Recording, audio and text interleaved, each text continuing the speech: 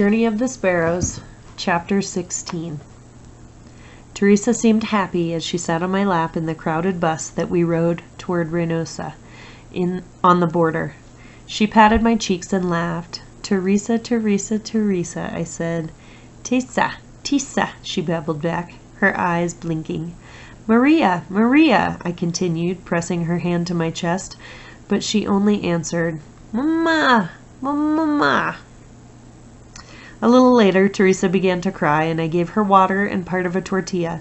She sat on my lap, chewing it, drooling down her chin. As she began to fuss again, I put her face against my shoulder, rocked her forward and back in my seat, and sang a little of the song Mama had once sung her. "The day when you were born, all the flowers were born too. The day when you were born, the nightingales sang." It was hot, and I was sweating when I finally carried Teresa down the steps from the bus in Reynosa. Men stood at the base of the steps, calling out, "I'll take you north. Go with me. I'm a good man, and don't charge much." A Mexican policeman walked past us and paid no attention to the men, but I was afraid. Shaking my head at the men, I said, "We've just come to visit Mama," and turned away. I carried Teresa to the plaza, bought us a cold refresco and a roll, and sat down in the shadows of a building with my back against the wall, watching groups of people talk in the afternoon light. They were mostly men, but also some women, and they spoke of crossing that night, both with coyotes and without. Teresa chewed on the roll, making nonsense sounds to herself. Then she picked up a pebble, flung her right arm back, and heaved it a few feet forward. She stumbled to it, picked it up, and threw it again. This time the pebble arched high and landed to her left. She picked it up, threw it a third time. It went up above her, but before I could grab her, it thudded down on her head. She howled, plopped down onto her bottom, and reached her arms to me. I held her against me and rocked her back and forth. "Tessa, Tessa, Tessa, you're okay." She quit crying. I thought about the river and the costs of going north. I remembered the terrible crates and how hard it was on Oscar. Deciding again it was safer to cross by myself, this time without a coyote, I picked up Teresa and moved closer to the groups talking around the plaza. 2 women sat near 3 men. I walked over to the closest, a thin woman with short hair. "Excuse me," I said. "My sister and I need to cross. Can you tell us where?" She and the tall woman next to her turned to us. "No babies," the second woman said. "But we've got to cross." The first woman glanced at the other. "No," the taller woman repeated. "The baby'll cry, and we'll all get caught." I tried to appeal to the first woman, but the second one turned directly to me and said, "It's dangerous enough without a little kid. She'll cry, and they'll find us. Get a coyote to take you." "I can't. When we went before, they hurt us bad, and I don't have enough money, and I'll give her aspirin and medicine to keep her quiet." The woman sighed. "It's not safe like this, crossing with a baby." "I know." "Well, listen," the first woman said. "You can come with us to where we cross the river so you know where the river's safest, and you can watch us cross. Later, if you still think you want to, you and the baby can try, but after we're gone." She glanced at the second woman. "Is that okay?" The second woman turned to the men, then back to me. "They say that you can watch us if you want to, but we don't think it's safe for you. The water looks shallow, but there's currents and holes. If La Migra doesn't get you, the river might. It's very dangerous with a little child, and there's bandits hiding who rob people and rape the girls." My chin trembled, but I jerked my head in reply. "But we've got to cross. Please just let us know where the river's safest." Finally, she arched her eyebrows and sighed. "Well, you can follow us, but your fate's in God's hands, not mine." "Gracias," I responded. I fed Teresa carefully toward evening. Then I said prayers, gave Teresa 2 baby aspirin and 1 drop of medicine, and tied her tightly against my hip with the shawl. I also hung a cloth bag with food, 2 jars of water, and Tomas's map from my left shoulder. We followed the group of people outside of town and down a path along the river. Frogs and crickets chirped as the night grew dimmer. At last the group stopped, and the taller woman said to me, "Watch carefully where we cross. We will stoop down so only our heads are above water, but we'll be wading. The water's shallow where we'll go, but deep holes are on each side. See the rock across the river? Keep it in sight as you cross, and try to stay to its right." I nodded, and she continued, "I still don't think you should do it, but when we get across, I'll pray for you. Just please don't follow us right away.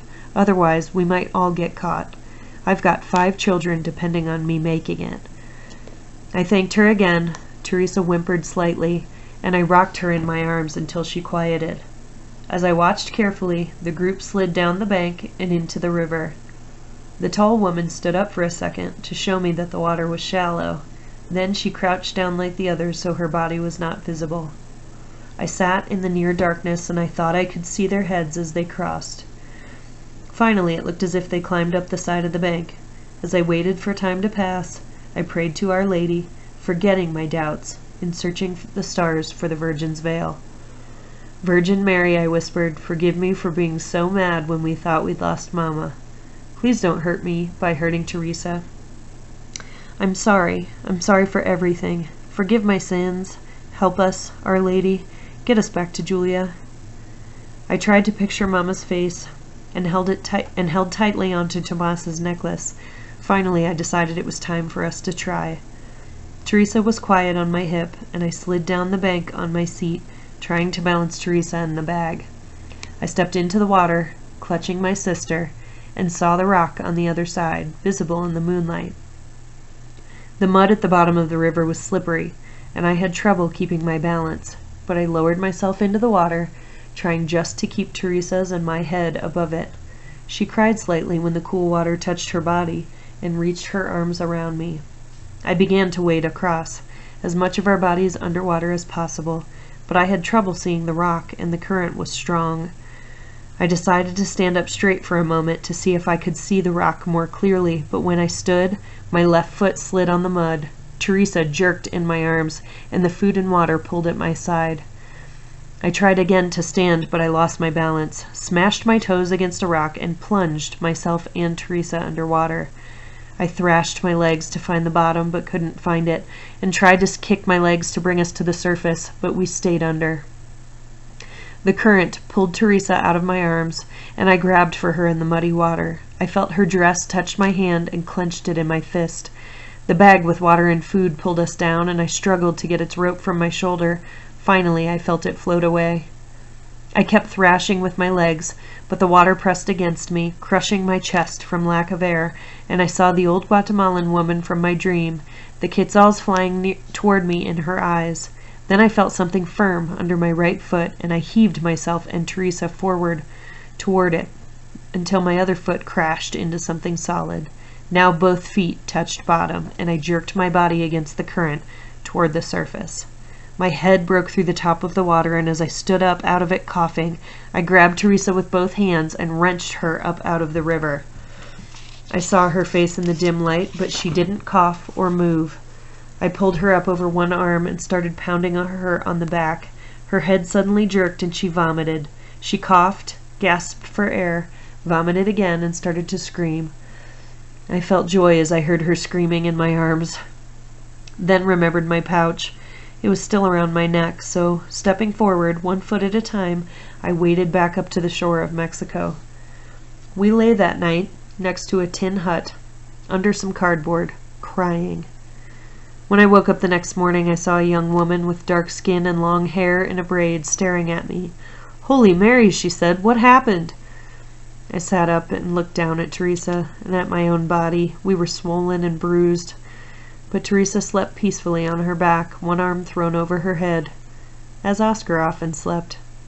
The young woman repeated, "What happened? My name is Estella. We heard you crying last night."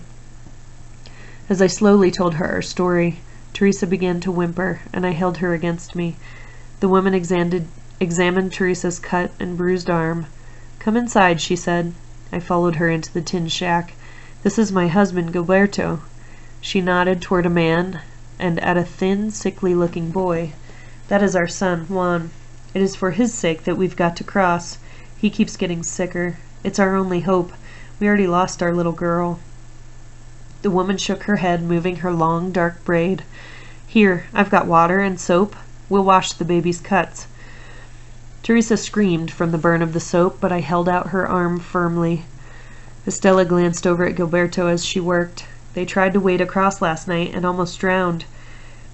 I don't think we can do that, Gilberto. See how dangerous it is? Why didn't you go with the coyote? Gilberto asked me. Because I've got just a little money, and Teresa and I need to get to Chicago to be with my sister. Besides, last time when we traveled with coyotes, we almost died. Estella crossed herself. Yes, she said, that's the way with us. I also lost a sister and a nephew with coyotes, and another sister from bandits. Besides, we only have a little money. But Gilberto has a map. My map, I said out loud. Tomas's map. I lost it with the food and water. Estella shook her head. You lost your map in the river? How sad. Thank God we have ours, Gilberto sighed. If we can get across, the map will get us to San Antonio. Estella broke a roll in half and gave part to Teresa and part to me. Little Juan began to cry, and she moved over to him and held him in her arms. A fever, she said. It comes and goes. I nodded, thinking of Oscar. We can't try to wade across again, I said. Do you know of any other way? Estella nodded. There is a man who has a rubber raft. He'll take you across to the other bank. No farther, but he charges. What? Just $30 American for any number of people, but we have only $10. I glanced at Juan and took a breath. If I furnished the other 20, would you take me with you, using your map? Estella turned to Gilberto. Yes, he nodded. She smiled. We could do it. We could all get across. As my face also warmed with hope, Teresa clapped her hands, babbled, and plopped backward onto her bottom. We all laughed, but I waited until Estella and Gilberto were not watching to take the money out of my hem. That night, an old man led us along the bank of the river until we reached a spot where a young man stood guard over a rubber raft. Again, I carried water and the food I had brought during the day in a bag. We'd given baby aspirin and the other medicine to both Juan and Teresa, and they were quiet. We slid down to the edge of the river, and when I stepped into the water to board the raft, I felt a moment of panic. But then I saw the Guatemalan woman and the quetzals in her eyes, and I felt a little more courageous. I set Teresa down in the raft, climbed into it next to her, and held her against me. The young man pushed the raft into the river, and the old man began to paddle us all across, the water barely lapping as he moved the oar in the near dark. No one spoke. The stars were bright as I watched them. Soon it would be a year since we lost Papa and Ramon and began our long travels. Papa, I thought, searching the sky, where in the stars are you? Mama, have you seen him? Then, hearing the churning of the whirlpools, I looked down, picturing the old woman climbing the mountain in my dream. When I glanced up, the other bank was blocking out the stars. The old man whispered, "Climb out now and be quiet. May God be with you." I stepped into the shallow water and lifted Teresa and my bag out of the raft. Gilberto carried Juan, and all of us climbed up to the bank, where we lay in the grass as we listened for La Migra. Teresa whimpered, and I put my hand over her mouth. I heard night birds. Finally, Gilberto whispered, "Let's go. Stay close to me." We walked quickly through the dark, stumbling at times. Gilberto occasionally lit a match and looked at the map. Estella carried Teresa for a while, but Teresa began to fuss, so Estella gave her back to me. I tied her on my hip again, and she quieted down. In the distance, I heard a dog bark. Suddenly, a purring sound came from the sky. I stared up toward the stars as it grew louder. "A helicopter! Fall down!" Estella cried. I threw Teresa and my bag onto the ground, hearing my water bottle break in the process. I lay down on top of Teresa and held her against me. She thrashed and began to cry. And again I put my hand over her mouth. She fought and twisted her body, but I held her tightly. The helicopter grew louder and louder, and I saw a blue light sweeping the ground. I pressed us against the earth and thought I heard Julia scream, but the light swept past us and continued on. The crashing sound of the motor kept echoing in my ears, and I lay against Teresa in the earth, praying. Finally, the sound dimmed, and I heard Gilberto repeating the "Our Father." Juan and Estella were crying quietly. "They didn't see us," Gilberto whispered. God wants us to survive. Too bad you lost your water, Maria. Now we'll have to share. After we waded across an irrigation ditch in the near dark, Gilberto said quietly, "Let's spend the rest of the night here. I think it's too dangerous to go on because of snakes." We couldn't see them. As I tried to smooth out the ground for Teresa and me to lie on, Gilberto continued, "We'll drink the rest of our water tonight, and in the morning I'll go looking for more. I'll try to make people think I work in the fields around here." Teresa quieted instantly when we lay down. I watched the stars, and Estella sang softly to Juan. I heard a dog barking and awoke early the next morning. I didn't move, but lay on my side, blinking at the light. Teresa was sleeping against my legs, and Gilberto and Estella were lying next to each other. Up and to my left, I noticed Juan. He stood away from us, rubbing his fist against his eye, silhouetted against the dawn. Then I heard the rattling. "Juan!" I cried, and he turned towards us. Estella and Gilberto jumped up, startled out of sleep, and the snake slithered away into the dry brush. Estella cradled Juan in her arms. "I hate this! I hate having to go through this!" she cried.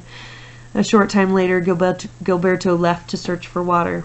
When he returned with it, we drank and walked again, stumbling through much of the day with heat and exhaustion. Finally, we stopped by some rocks to rest. Estella sat down, put Juan's head in her lap, and held some water to his lips. She felt his forehead. "Oh, Our Lady, he's hot. Feel him, Maria." I touched his face. He reminded me so much of Oscar. Gilberto knelt down and also felt Juan's forehead. "He's really sick," Gilberto said. "According to the map, we must be somewhere near Edinburgh. Maybe there's a doctor there, or maybe I could find work so we could take the bus to San Antonio. If we could get to the city, our aunt could heal him." I watched and thought of the money I still had. Then I pictured Julia and what she almost had to do to get the money for us. And I pictured what Donna Elena had sold. I swallowed. "I still have money," I said. "Maybe enough for a bus to get us to San Antonio, if it's safe to go into town. Would you help me find work in San Antonio so I could get the money to go to Chicago?" Estella stared at me, her braid over one shoulder. "Oh, you are a blessing to us, Maria." I glanced down and over at Gilberto. His eyes were lowered, and I thought I saw tears. I turned quickly away, so as not to hurt his pride. "Yes, a blessing," he said quietly. So the next morning we walked slowly to the edge of the town. I left Teresa with the others in a thicket in a vacant lot, quietly entered a store, and asked in English, "Pampers? I'd buy Pampers?" Returning to them, I dressed Teresa for the United States. We walked out onto the sidewalks, like the other people, and no one seemed to notice us.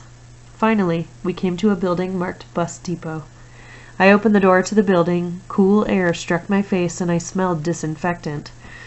We stepped inside. People sat on benches, and a man stood behind a ticket window. I turned to Gilberto and said quietly, "Sit down. I'll take Teresa into the bathroom and get out my money." Estella took Juan from Gilberto's arms, and they all sat on the bench. I carried Teresa across the room and through a door marked Ladies. An old black woman was bent over a mop in the bathroom, scrubbing the floor and singing as she worked. She glanced up at me and blinked her eyes, and I thought of the Quetzal lady. "God," she said in English, then slowly, "You look bad, girl." I stared back at her, not knowing what to say, and set Teresa down by the sink. Teresa grabbed my legs and cried, gazing with fear at the woman. I took some paper towels, wet them, and bent down and washed Teresa's face. The old woman went back to her singing and mopping, and I took Teresa with me into a toilet, stuck my hand down inside my dress, and took out the rest of the money. I understood a few words from the woman's song. "River, chilly and wide." I heard the slop of the wet mop on the floor, but friends on the other side. I stepped outside the toilet, holding Teresa on my hip, and I saw myself in the mirror. I was as dark and thin as a shadow, but we were alive. I glanced over and saw the reflection of the old woman staring at me and still singing. I crossed the wet floor, opened the door to the main room, and saw them. A uniformed border patrolman was putting handcuffs on Gilberto, and another man in a uniform held Estella by one elbow, Juan was crying in Estella's arms, and she glanced up at me. Our eyes met for a second, and she turned away. I pulled back into the bathroom, shaking as I held Teresa, and the old black woman looked up at me and smiled, showing me a sign. "Closed for cleaning," she said, and pointed to it. She pushed the bucket and mop out of the room and closed the door behind her. I heard her hang the sign in the bathroom door. I held Teresa in the bathroom and cried. I cried for Estella and Gilberto and Juan because I finally knew. My saving Teresa wouldn't bring Papa back or always keep Oscar strong. It would have nothing to do with determining when we'd be together with Mama. I cried and cried, sitting on the floor, holding Teresa as she whimpered in my arms. Finally, I calmed. We did have Teresa, little Teresa, and Mama was alive. I rocked Teresa slowly in my arms. Late that afternoon, Teresa and I were on a bus going north. First, we would go to San Antonio and then on to Chicago. We stopped at an immigration checkpoint shortly after the trip began, but when a border patrolman climbed on the bus, he just glanced at my identification, then motioned the driver to continue northward. "Thank God we can relax. We've passed the last checkpoint," I heard a man say in Spanish. I looked across the fields. The sun was low in the sky and etched the crops and workers with light. Hawks flew high above them. I thought of the cold and grayness of Chicago, but also pictured Julia, Oscar, baby Ramona, Tomas, Dona Elena, and the others. I saw tears in Julia's eyes as she greeted us, and felt Julia and me lying awake on our mattress, talking as the little one slept against us. Then I saw Oscar, balanced mostly on one foot, standing wrapped in his coat, and in the old curtain, Tomas standing behind him. "Papa, I wish you were with us. Mama, come to us soon." I closed my eyes. A few minutes later, I felt a light patting on my cheek. Teresa stood on my lap, her eyes blinking. "Tisa, Tisa, Tisa," she said. "Mia, Mia," she laughed. I watched her and thought of the words on the wall of Anna's church in Onarga. "For the child shall die 100 years old," I whispered. Then, smiling at my baby sister, I began my story.